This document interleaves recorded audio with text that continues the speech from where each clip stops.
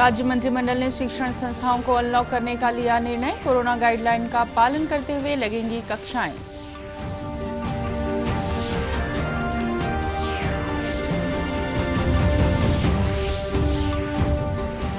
सरगुजा में 3 दिवसीय मैनपाट महोत्सव शुरू। मुख्यमंत्री ने दीप प्रज्वलन कर किया शुभारंभ।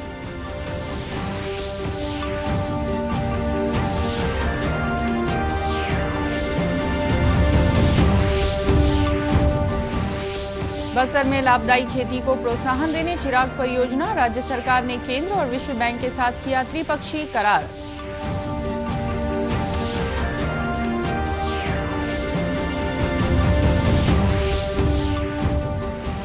और हस्तशिल्प और ग्रामोद्योग को बढ़ावा देने रायपुर में 10 दिवसीय गांधी शिल्प बाजार का हो रहा आयोजन।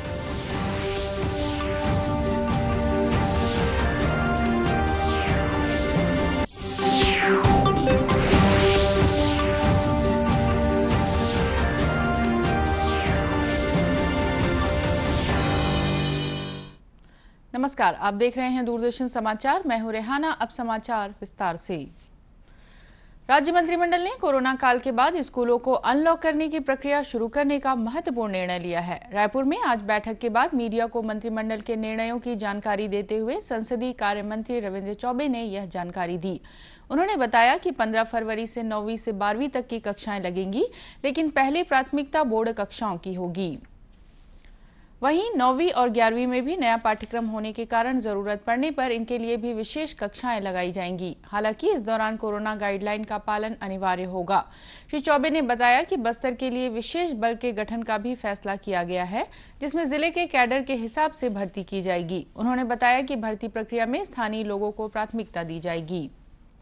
संसदीय कार्य मंत्री ने बताया कि सभी वर्गों के आवासहीनों को आवास उपलब्ध कराने के लिए राजीव नगर आवास योजना शुरू की जाएगी, जिसके तहत छत्तीसगढ़ गृह निर्माण मंडल को 1 रुपए प्रति वर्ग फीट की दर से शासकीय भूमि उपलब्ध कराया जाएगा। इस योजना के तहत 1 लाख भवन बनाए जाने का लक्ष्य रखा गया है।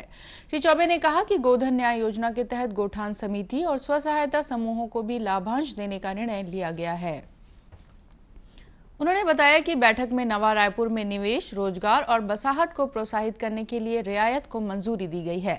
साथ ही कैंपा मद से वन क्षेत्रों में सर्वे कार्य कराए जाने का निर्णय लिया गया है। श्री चौबे ने बताया कि सार्वजनिक वितरण प्रणाली के लिए इस वर्ष शक्कर की खरीदी खुली निविदा के माध्यम से की जाएगी। उन्होंने कहा कि इसके अलावा बैठक में संशोधन प्रावधानों का भी अनुमोदन किया गया है। सरगुजा स्थित प्रसिद्ध पर्यटन स्थल मैनपाट के रोपखार जलाशय के पास 3 दिवसीय मैनपाट महोत्सव का रंगारंग आगाज हो गया है। मुख्यमंत्री भूपेश बघेल ने दीप प्रज्वलित कर इस महोत्सव का शुभारंभ किया। समारोह को संबोधित करते हुए श्री बघेल ने कहा कि मैनपाट में पर्यटन को बढ़ावा देने के लिए इसे राम वनगमन पथ से जोड़ा गया है। प्रथम चरण में इस पथ के 9 स्थानों को विकसित किया जा रहा है। श्री बघेल ने इंदिरा गांधी राष्ट्रीय जनजाति विश्वविद्यालय के शोध और अध्ययन केंद्र के लिए 85 एकड़ जमीन आवंटन की घोषणा की। साथ ही उन्होंने पुलिस मेज के लिए 1 करोड़ रुपए की स्वीकृति भी दी। इस अवसर पर मुख्यमंत्री ने गौठान के वार्षिक कैलेंडर का विमोचन किया। उन्होंने सरगुजा हनी ब्रांड का शुभारंभ किया। मुख्यमंत्री की मौजूदगी में टाऊ के वैल्यू एडेड आटा उत्पादन के लिए MOU भी किया गया। समारोह को नगरीय प्रशासन मंत्री शिव कुमार डहरिया और स्कूल शिक्षा मंत्री डॉक्टर प्रेमसाय सिंह टेकाम सहित स्थानीय जनप्रतिनिधियों ने भी संबोधित किया। बस्तर अंचल के आदिवासी किसानों को लाभदायी खेती के लिए प्रोत्साहित कर उनकी आर्थिक स्थिति बेहतर बनाने के उद्देश्य से नई दिल्ली में त्रिपक्षीय MOU हुआ। यह करार भारत सरकार के वित्त मंत्रालय, विश्व बैंक और प्रदेश सरकार के बीच हुआ। विश्व बैंक की सहायता से 6 वर्षीय चिराग परियोजना बस्तर संभाग के 7 जिलों के 13 विकास खंडों और मुंगेली जिले के 100 गाँवों में चलाई जाएगी। परियोजना की कुल लागत 1036 करोड़ रुपए है। मुख्यमंत्री भूपेश बघेल ने चिराग परियोजना को बस्तर अंचल के किसानों की समृद्धि में मददगार बताया। उन्होंने कहा कि इस परियोजना के जरिए बस्तर के किसान भाई परंपरागत खेती के साथ आधुनिक खेती की ओर अग्रसर होंगे। इससे उनकी माली हालत बेहतर होगी और उनके जीवन में खुशहाली का एक नया दौर शुरू होगा। कृषि मंत्री रविंद्र चौबे ने भी इस परियोजना के MOU होने पर खुशी जताते हुए कहा कि इससे अनाज के साथ साथ उद्यानिकी, दलहन और तिलहन फसलों की खेती को बस्तर अंचल में प्रोत्साहन मिलेगा। गौरतलब है कि चिराग परियोजना का मुख्य उद्देश्य जलवायु परिवर्तन के अनुसार उन्नत कृषि, उत्तम स्वास्थ्य की दृष्टि से पोषण आहार में सुधार, कृषि और अन्य उत्पादों का मूल्य संवर्धन कर किसानों को अधिक से अधिक लाभ दिलाना है। कोविड-19 महामारी के कारण कृषि क्षेत्र में आई रुकावटों और कठिनाइयों को ध्यान में रखते हुए किसानों की आय में वृद्धि और रोजगार सृजन भी इस परियोजना के उद्देश्यों में शामिल है। खबरों का सिलसिला आगे भी जारी रहेगा। फिलहाल वक्त है एक छोटे से ब्रेक का।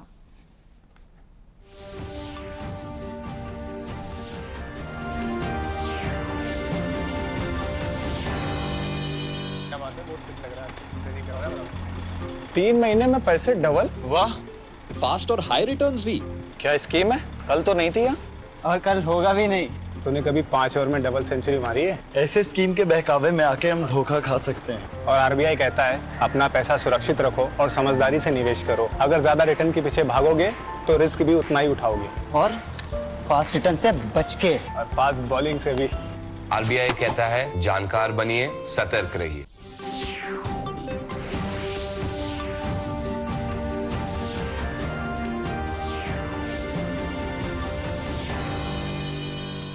ब्रेक के बाद एक बार फिर स्वागत है आपका दूरदर्शन समाचार में। रायपुर के छत्तीसगढ़ हाट परिसर में ग्रामोद्योग मंत्री गुरु रुद्र कुमार ने 10 दिवसीय गांधी शिल्प बाजार का शुभारंभ किया। गौरतलब है कि राज्य शासन हस्तशिल्प और ग्रामोद्योग को बढ़ावा देने अनेक कार्यक्रम चला रही है। इसी कड़ी में यह शिल्प बाजार लगाया गया है। शिल्प बाजार का शुभारंभ करते हुए ग्रामोद्योग मंत्री ने कहा कि हस्तशिल्प के उत्पादों को बेहतर बाजार उपलब्ध कराने के लिए विभाग द्वारा उनके ऑनलाइन मार्केटिंग की भी व्यवस्था की गई है। उन्होंने कहा कि यहाँ के हस्तशिल्प अंतर्राष्ट्रीय स्तर पर भी सराहे जा रहे हैं। गुरु रुद्र कुमार ने लोगों से अपील की कि कोरोना अभी पूरी तरह से समाप्त नहीं हुआ है, लिहाजा शिल्प बाजार में शासन द्वारा जारी कोरोना गाइडलाइन का पालन जरूर करें। इस शिल्प बाजार में छत्तीसगढ़ के अलावा मध्य प्रदेश, उत्तर प्रदेश, राजस्थान, अहमदाबाद, पश्चिम बंगाल, महाराष्ट्र सहित अन्य राज्यों के 70 से अधिक शिल्पकार शामिल हैं। शिल्प बाजार में प्रतिदिन शाम के समय रंगारंग लोक कार्यक्रमों की छटा भी बिखेरी जा रही है। पहले दिन शाम को पंथी नृत्य की मनमोहक प्रस्तुति दी गई। महासमुंद जिले में प्रदेश में रोजगार सृजन के लिए जिला स्तरीय कार्यशाला उद्यम समागम का आयोजन किया गया। केंद्र और राज्य सरकार की नीति के अनुरूप रोजगार के नए अवसर उत्पन्न करने सफल उद्यमियों ने अपने सुझाव कार्यशाला में प्रस्तुत किए। उन्होंने नए उद्यमियों और स्व सहायता समूह की महिलाओं को उद्योग स्थापित करने और सफल होने के गुर बताए। इस मौके पर वाणिज्य मंत्री कवासी लखमा भी मौजूद थे।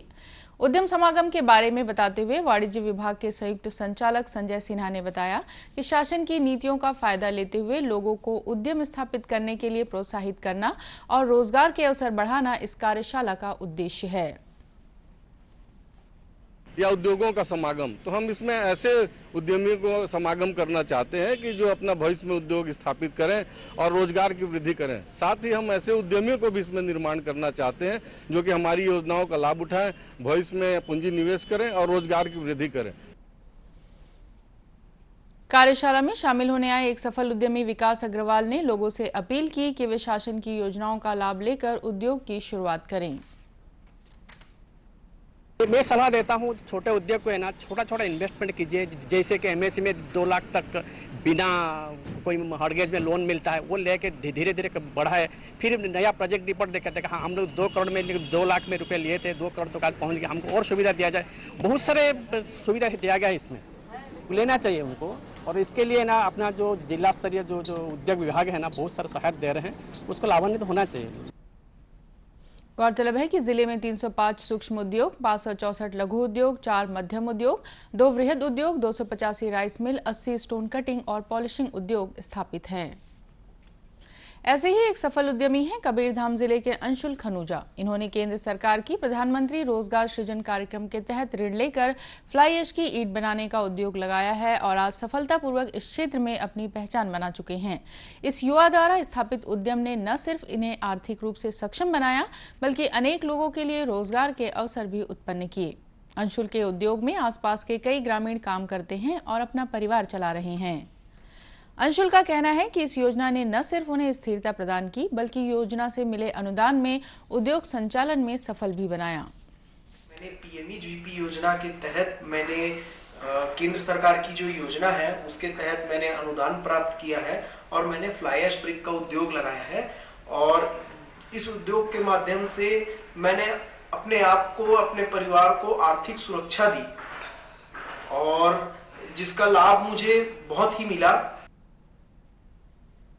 बेरोजगारी के कारण आर्थिक तंगी से जूझते अंशुल अब अपनी सफलता का सारा श्रेय केंद्र सरकार की इस योजना को देते हैं।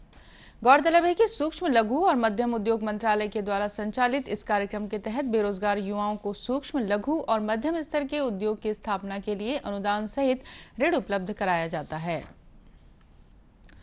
बिलासपुर में कोरोना काल में पशु पक्षियों, दीन दुखियों और प्रकृति के संरक्षण के लिए स्कूली बच्चों द्वारा शुरू किया गया प्रयास आज एक बृहद रूप ले चुका है। वैसे भी कहा गया है कि एक छोटी सी कोशिश से आप लोगों को प्रेरित कर सकते हैं, लेकिन यहाँ स्कूली बच्चों ने अपनी नन्ही कोशिशों से एक बड़ा समूह तैयार कर लिया है, जो लगातार समाज सेवा और प्रकृति संरक्षण के कार्यों को गति दे रहा है। दूरदर्शन समाचार ने इन बच्चों से बातचीत की और उनके काम को नजदीक से देखा। बच्चे जरूरतमंदों और पशुओं के लिए खुद भोजन तैयार कर रहे थे, साथ ही जरूरतमंदों के लिए एकत्र किए गए वस्त्रों को व्यवस्थित कर बांटने की तैयारी कर रहे थे। चर्चा के दौरान बच्चों ने बताया कि वे अपने जेब खर्च के पैसे से पशु पक्षियों और जरूरतमंदों की मदद करते हैं। इसके लिए उन्होंने रविवार का दिन तय कर रखा है।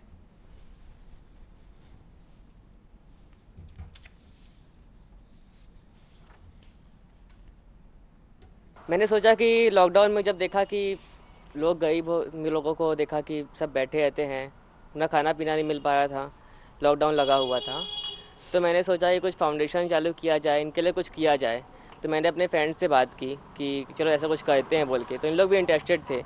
फिर हम सब मिल के एक टीम बनाए, एक फाउंडेशन बनाए। फिर उसमें हम लोगों ने स्टार्टिंग किया पहले कपड़े देने से, सबके घरों से हम लोग कपड़े इकट्ठा किए। फिर उसके बाद और लोगों ने देखा कि लोग ऐसा कर रहे हैं, तो और फ्रेंड्स से कॉन्टेक्ट किए कि हमको भी जोड़ना है, हमको भी करना है। तो फिर हम सब मिल के फिर धीरे धीरे फिर पॉकेट मनी जुटाए। फिर हम लोगों ने डॉग्स के लिए हो या जानवरों के लिए भी करने का सोचा। इस समूह से जुड़ी स्कूली छात्रा श्रेया ने बताया कि वे सभी पढ़ाई के साथ साथ इस काम को करते हैं। उन्होंने कहा कि समूह में अलग अलग आयु वर्ग की विभिन्न कक्षाओं में पढ़ने वाले विद्यार्थी जुड़े हुए हैं।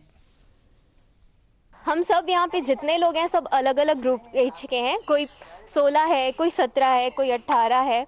सब अलग अलग स्ट्रीम के हैं, जैसे कॉमर्स, आर्ट, साइंस, और कोई MBBS की तैयारी कर रहा है और बाकी सब तो स्टडी कर रहे हैं। इसी तरह रेखा पटेल ने कहा कि हम बड़ा करने की बजाय यदि थोड़ा थोड़ा अपने स्तर पर ही समाज के लिए कुछ करें तो काफी सकारात्मक बदलाव संभव है। लोगों ने हमारी छोटी सी कोशिश सिर्फ इतनी है कि हम लोगों तक उनकी ज़रूरत की चीज़ें पहुंचा सकें, जैसे खाना, कपड़े या उनकी छोटी मोहत दवाइयों की मदद। हमसे जितना हो पाता है हम उतना करते हैं। कपड़े तो हम अगल बगल से मांग लेते हैं, लेकिन जैसे खाना हो गया तो वो हम अपने पॉकेट मनी से करते हैं। समूह में अलग अलग विंग बनाकर जिम्मेदारियां बांटी गई हैं। समूह की ईशा ने बताया कि उसे गाय या अन्य बीमार पशु दिखने पर समूह के सदस्यों को सूचित करने और तात्कालिक सहायता उपलब्ध कराने की जिम्मेदारी दी गई है। मैं सबको वो करती हूँ, जैसे जहाँ जिसकी ज़रूरत पड़ रही है, मतलब क्या चीज़ की ज़रूरत पड़ रही है। जैसे किसी गाय का एक्सीडेंट हो गया तो वहाँ पे मेरा मौजूद रहना, सबको इन्फॉर्म करना कि ऐसा यहाँ हो चुका है, तो वो टाइम पर वहाँ पहुँचे और हम उनकी हेल्प कर सके। इस तरह इन बच्चों की मासूम कोशिश शहर में बदलाव की बयार लेकर आई है। और अंत में मुख्य समाचार एक बार फिर। राज्य मंत्रिमंडल ने शिक्षण संस्थाओं को अनलॉक करने का लिया निर्णय। कोरोना गाइडलाइन का पालन करते हुए लगेंगी कक्षाएं।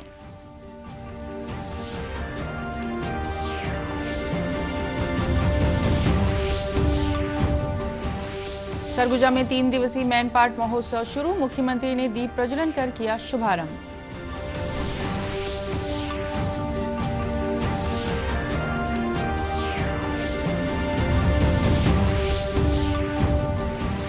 बस्तर में लाभदायी खेती को प्रोत्साहन देने चिराग परियोजना। राज्य सरकार ने केंद्र और विश्व बैंक के साथ किया त्रिपक्षीय करार।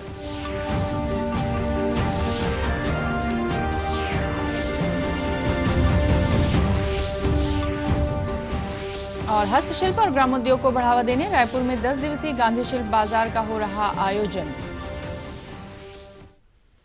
कोरोना से बचाव के लिए मास्क, सैनिटाइजर के साथ ही सोशल डिस्टेंसिंग का भी पालन करें। कोरोना को हराना है, मास्क जरूर लगाना है। इसी के साथ ये समाचार बुलेटिन समाप्त हुआ। नमस्कार।